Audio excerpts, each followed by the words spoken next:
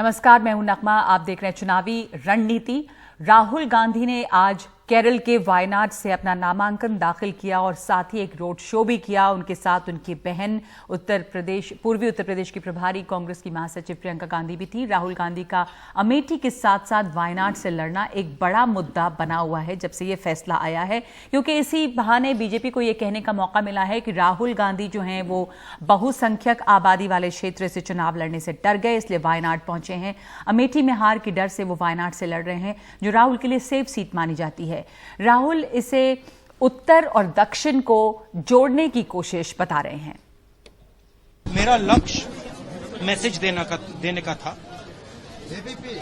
South India में feeling है, तमिलनाडु में, केरला में, कर्नाटक में, कि जिस प्रकार से सरकार काम कर रही है, जिस प्रकार से नरेंद्र मोदी जी आरएसएस काम कर रहे हैं, देश के काफी लोगों को लग रहा है कि उनके कल्चर पे, उनकी भाषा पे, उनकी हिस्ट्री पे आक्रमण हो रहा है। तो इसलिए मैं मैसेज देना चाहता था कि मैं नॉर्थ से भी लड़ूंगा और साउथ से भी लड़ूंगा। और अमेठी में राहुल गांधी को चुनौती देने वाली बीजेपी की मंत्री स्मृति ईरानी आज ही के दिन अपना चुनावी कैंपेन शुरू करने के लिए पहुंच गईं और राहुल गांधी पर धारदार हमला किया। कहा कि वायनाड की जनता को मैं सावधान करना चाहती हूं, राहुल गांधी उन्हें भी छलेंगे जैसे अमेठी को उन्होंने छला है। आज लापता सांसद जी केरल गए हैं पर्चा दाखिल करने। उनसे कहना चाहती हूं कि 15 साल आप खाद की एक रैक नहीं उतार पाए अमेठी में, अब जाकर केरल की जनता को छलते हो। अरे देश की जनता को अगर नेतृत्व क्षमता देखनी है कांग्रेस पार्टी की, तो आकर एक बार गड्ढों से भरी अमेठी को देख लें। आकर एक बार अमेठी के उन घरों को देख लें जिनमें भीषण गर्मी में आग लगती है, तो लापता सांसद पानी तक पहुंचाने की तकलीफ नहीं उठाता। लेकिन पिछली बार मोदी लहर के बावजूद स्मृति ईरानी यहां पर 1 लाख वोट से हारी थी। ये मानना होगा कि उन्होंने अमेठी में बीजेपी का संगठन वैसे मजबूत किया और पूरे दमखम से चुनाव लड़ी हैं और लड़ रही हैं। हारने के बावजूद स्मृति ईरानी 21 बार अमेठी गई हैं 2014 के बाद से, जबकि राहुल गांधी 2014 से अब तक सिर्फ 14 बार अमेठी गए हैं। 2014 के बाद से हम आपको एक ग्राफिक के जरिए दिखा रहे हैं कि 17 बार राहुल गांधी अमेठी गए, लेकिन इस दौरान 35 दिन अमेठी में वो रुके। स्मृति ईरानी राहुल से ज्यादा 21 बार चुनावी क्षेत्र में गई, लेकिन वो 26 दिनों तक रुकी। उनका जो रुकने का पीरियड था वो कम था। वहाँ पे केंद्र की तरफ से कारखाने की भी शुरुआत हुई है। हालांकि राजीव गांधी के समय भी वहाँ काफ़ी काम हुआ है। इस बीच राहुल गांधी के दक्षिण जाने पर लेफ्ट भी नाराज है, उसे राजनीतिक भूल बताया है लेफ्ट ने, और बीजेपी का कहना है कि राहुल डर से भाग रहे हैं। तो इस बीच में ये सवाल है, कई सवाल उठ रहे हैं। सवाल ये भी है कि ये राहुल गांधी की रणनीति है या फिर रणनीति। वायनाड जाना क्या राहुल की सियासी भूल है या समझदारी?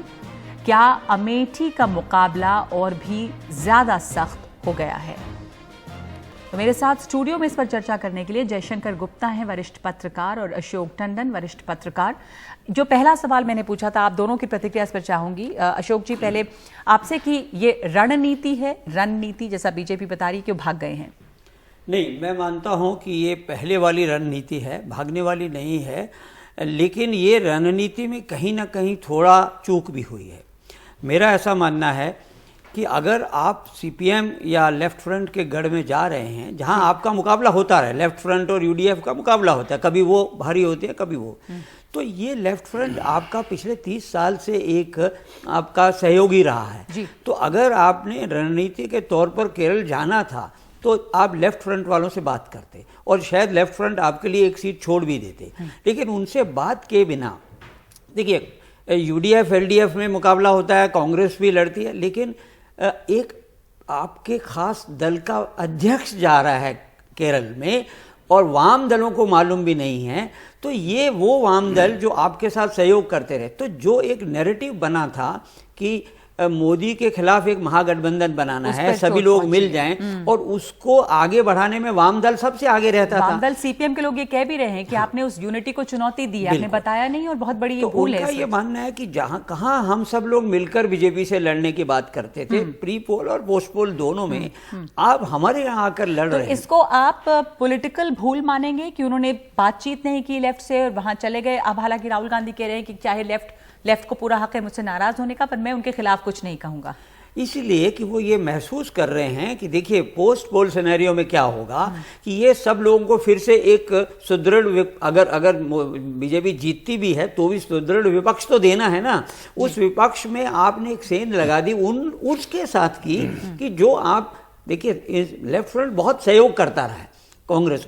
और मैं एक बात कहूंगा कि वेस्ट बंगाल में ममता बनर्जी ने तृणमूल कांग्रेस इसीलिए बनाई थी कि कांग्रेस केंद्र में वाम दलों के साथ चलती है, तो उस वाम दल के लिए जिसके लिए पश्चिमी बंगाल में कांग्रेस टूट गई, आज आपने उनसे बिना बात किए ये किया। तो उस वजह से वो नैरेटिव में कहीं ना कहीं एक मैसेज गया है कि आपको अपनी चिंता है, आपको महागठबंधन की चिंता नहीं है। ये जयशंकर गुप्ता जी दिख रहा है कि कांग्रेस को अपनी ही चिंता है, उस महागठबंधन की चिंता नहीं है, और सब लोग मतलब हर जगह जहां अलायंस होने का है वहां वही नजर आप भी मानते हैं कि सियासी भूल है इस तरह से करना? नहीं, इसको हम उस रूप में नहीं देख रहे हैं, इसलिए सियासी भूल नहीं मान सकते हैं इसको।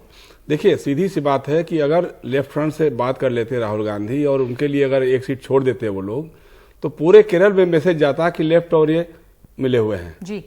तो उसका खामियाजा फिर इन्हीं को भुगतना पड़ता कि भाई एक सीट पे तो आप लेफ्ट के साथ मिल रहे हैं, फिर बगल वाली सीट पे आप उसके खिलाफ वोट मांग रहे हैं, तो ये तो संभव नहीं हो सकता है। जैसा कि जो बातें समझ में आ रही हैं कि वायनाड चूंकि कर्नाटका, तमिलनाडु और केरल का सीमावर्ती इलाका है, तो वहां से एक मैसेज देना चाहते हैं। चूंकि साउथ आपको याद होगा कि कांग्रेस का पुराना गढ़ रहा है किसी जमाने से। 77 में भी जब जनता पार्टी की लहर चली थी, सरकार बनी थी, तब भी साउथ में कांग्रेस को ज्यादा सीटें मिली थी। 89 में भी जब वीपी सिंह की लहर चली थी पूरे उत्तर भारत में और पश्चिम भारत में, मध्य भारत में, तब भी दक्षिण भारत में कांग्रेस की। तो जो राहुल गांधी कह रहे हैं कि वो ये मैसेज देना चाह रहे हैं कि उत्तर और दक्षिण को वो जोड़ना चाह रहे हैं, ये वो मैसेज है या कुछ घबराहट है अमेठी में कहीं हार नहीं नहीं, ये तो देखिए ये चुनौती कौन दे रहा है? 2 लगातार चुनाव हार गया, उसके बाद मंत्री बनी है जो चांदनी चौक छोड़ के भाग गई, क्यों? चांदनी चौक के लोग भी तो पूछ सकते हैं ना कि मैडम हमारा क्या कसूर था? आपको जब हारना ही था तो यहां से हार जाती, तो आप चली गई रायबरेली चली गई आप, तो आप अपने को क्या बताएंगे?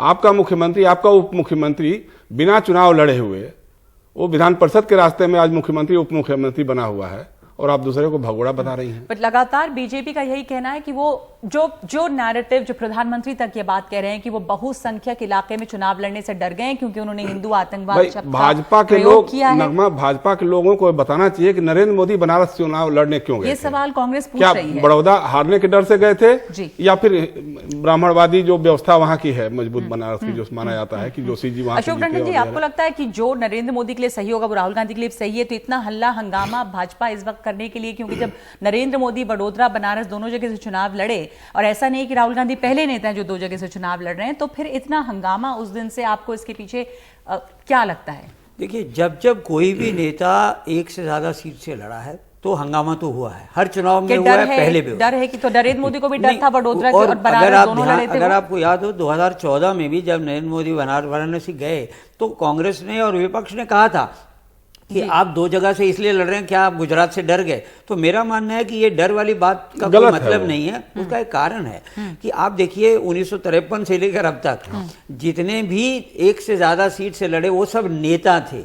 कभी किसी दल ने अपने साधारण कार्यकर्ता को एक से ज्यादा सीट नहीं लड़ने दी। लड़ने वाले हमेशा पार्टी के वरिष्ठ नेता रहे हैं, और इसीलिए उस कड़ी में अगर राहुल गांधी केरल गए हैं तो इसमें कोई बुराई नहीं है। लेकिन एक चीज जो केरला से रिपोर्ट्स आ रही हैं वो ये हैं कि इस बार क्योंकि वामदल सत्ता में है तो कांग्रेस केरल में वैसे ही 14 सीट जीतने वाली थी।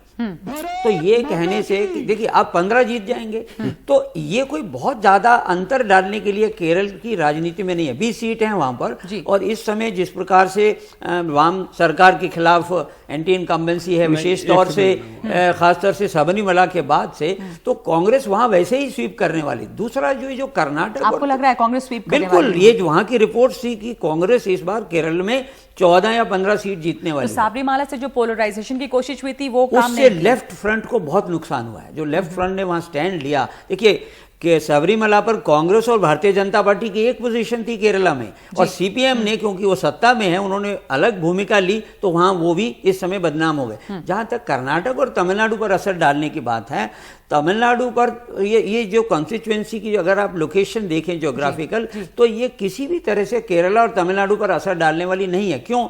क्या राहुल और तमिलनाडु पे, हाँ, तमिलनाडु और कर्नाटक पर, क्योंकि राहुल गांधी यहाँ पर्चा भरने के बाद 1-2 बार यहाँ आएंगे, लेकिन उनको पूरे देश में कैंपेन करना है। तो ऐसा नहीं है कि वो केवल दक्षिण के राज्यों पर ही कंसंट्रेट करने वाले हैं। तो लेकिन ये आर्गुमेंट कांग्रेस ने दिया है, उनकी तरफ से आर्गुमेंट ठीक है कि हम इस बार दक्षिण में अपना थोड़ा फैलाव करना चाहते हैं, लेकिन तमिलनाडु में तो वो गठबंधन में है ये डीएमके के साथ, और डीएमके ने उनके लिए बड़ी लिमिटेड सीट छोड़ी है। तो इसलिए मेरा मानना है कि हर राजनीतिक दल को ये अधिकार है कि वो अपने नेता के बारे में सोचे। एक से ज्यादा सीट पर लड़ना कोई गुनाह नहीं है, क्योंकि हमारे संविधान में देखिए, अगर हमको रोकना है तो हमें जो रिप्रेजेंटेशन ऑफ पीपल एक्ट है उसमें आम सहमति से अमेंडमेंट करिए। सवाल ये होना चाहिए कि क्या उसको रोका जाए कि एक नेता 2 जगह से चुनाव नहीं लड़ेंगे। आप कानून के तहत रोक सकते हैं, पर उसमें आम सहमति चाहिए। आप कुछ कहना चाह रहे थे? नहीं, हम ये जो बार बार प्रचारित किया जा रहा है कि वायनाड बहुत सुरक्षित सीट है, और मुसलमान वहां पे हैं, ट्राइबल्स हैं वहां पे, ईसाई हैं। भाई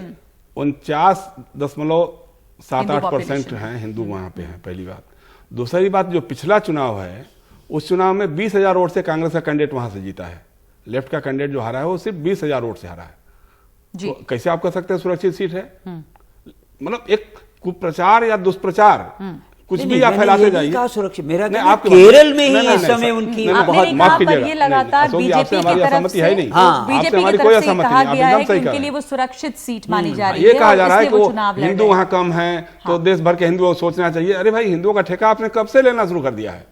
लेना तो शुरू कर दिया है। तो आप कौन है? किसने आपको ठेका दिया? कहीं नीलामी हो रही थी क्या कि हिंदुओं का, कहीं हिंदुत्व का, हिंदुओं का नीलामी हो रही है कि हाँ जी सबसे बड़े ठेकेदार आप बन गए, सबसे बड़ी जैसे ही ये फैसला आया, खुद पीएम मोदी ने कहा कि चूंकि हिंदू आतंकवाद का जो शब्द है वो कांग्रेस ने यूपीए ने इस्तेमाल किया, हिंदुओं को आतंकवादी बताने वाले लोग आरके सिंह ने किया था, उस समय गृह सचिव थे, और आजकल भाजपा सरकार में केंद्रीय मंत्री हैं, और अभी चुनाव लड़ रहे हैं आरा सीट से भारतीय जनता पार्टी के टिकट पे। पहले उनको बर्खास्त करना चाहिए। वो तो सरकारी अफसर थे, वो तो उनका वो क्या कर सकते हैं? सवाल है कि आप सरकार की बात कर रहे थे ना, अब एक बार माफी मांग लीजिए कि हाँ हमने बहुत गलत कहा था।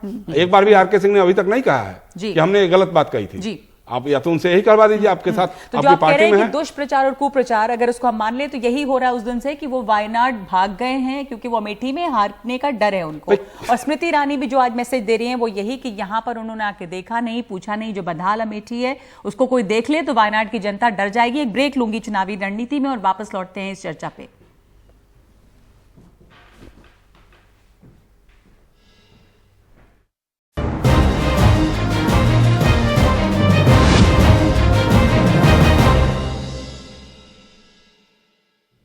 चुनावी रणनीति में हम आज सवाल पूछ रहे हैं कि राहुल गांधी का वायनाड से चुनाव लड़ना रणनीति है या उनकी रणनीति? क्या वो वाकई अमेठी में चुनाव लड़ने से डर गए हैं जैसा स्मृति ईरानी कह रही हैं? वायनाड जाना क्या उनकी सियासी भूल है या समझदारी है? और क्या अमेठी का मुकाबला और सख्त होने वाला है? क्योंकि जयशंकर गुप्ता जी, हमने अभी एक ग्राफिक के जरिए दिखाया था कि अमेठी हारने के बावजूद स्मृति ईरानी वहां कितने दौरे कर चुकी हैं, कुछ महिलाओं के लिए बीमा करवाया, साड़ियां बांटी, कार्यक्रम किए, तो वो लगातार अपना फोकस उधर बनाए हुई हैं। वो इस लड़ाई को इतनी आसानी से छोड़ने वाली नहीं है। वो बार बार याद दिला रही हैं कि यहां पर काम नहीं किया कांग्रेस ने, और सड़कें गड्ढे वहां पर जगह जगह सड़कों पर हैं। तो स्मृति ईरानी और राहुल गांधी की टक्कर अभी वहां पर आपको लग रहा है कि जबरदस्त और ज्यादा कड़ा मुकाबला है? देखिए, कड़ा मुकाबला तो यकीनन होगा। अब उसमें यह है कि जो गठबंधन बना है समाजवादी पार्टी और बहुजन समाज पार्टी का, अगर ये गठबंधन ईमानदार रहता है और ईमानदारी से इनके लिए सीट खाली किया है, अगर उस पर कायम रहता है, फिर तो हमको लगता है राहुल गांधी की जीत में कोई संदेह की गुंजाइश कम ही। बड़ा इमोशनल कनेक्ट है उनका वहां पर कनेक्ट है। और देखिए, उत्तर प्रदेश में अगर आप एक एक सीट को नहीं ले सकते हैं, बनारस में क्या क्या काम हुआ है, जयपुर में क्या हुआ है जहां मोदी जी ने गोद लिया था, स्मृति ईरानी ने जिस गांव को गोद लिया था उस गांव में क्या हुआ है, गोरखपुर में क्या हुआ है। मतलब गोरखपुर में आज हालत ये होगी कि भाजपा को अपना कैंडिडेट नहीं मिल रहा है, वो निषाद पार्टी से कैंडिडेट आयात करने जा रही है। मस्तिष्क गुजर का मामला अभी भी है वहां, अभी भी बच्चे ऑक्सीजन के अभाव में दम तोड़ रहे हैं। तो आपने क्या किया? आप तो 89 से वहां से सांसद भी थे और अभी मुख्यमंत्री है 2 साल से। भाई कल्याण सिंह जी की सरकार थी, राजनाथ सिंह जी की सरकार थी, आपने क्या किया वहां पे? उत्तर प्रदेश तो सिर्फ ऐसे ही तो नहीं रहा। अब आप नहीं कह सकते हैं कि नहीं 70 साल।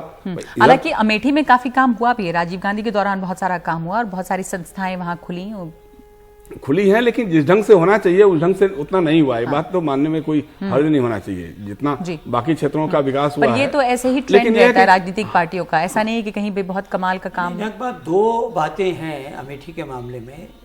एक तो ये है कि इनके केरल जाने से पहले सपा बसपा का जो गठबंधन है उन्होंने कहा था कि हम रायबरेली और अमेठी में अपना उम्मीदवार नहीं उतारेंगे। लेकिन अब क्योंकि राहुल गांधी 2 सीट से लड़ रहे हैं और वो केरल में उनकी सीट एक तरह से सुनिश्चित है, तो क्या सपा बसपा उस गंभीरता के साथ अमेठी को छोड़ेगी उम्मीदवार न भी उतारते हुए? मान लीजिए वो कहें कि अब आप तो वहां से जीत रहे हैं, तो एक तो ये कहीं ना कहीं सपा बसपा का जो एक समर्थन उनको मिलने वाला था और उत्साह के साथ, उसमें कहीं ना कहीं कमी आएगी, ऐसा मुझे लगता है। कि वो ईमानदारी से उसको निभाएंगे कि ईमानदारी से कि ना निभाए और कोई अपने वर्कर्स को कोई मैसेज भी नहीं दें।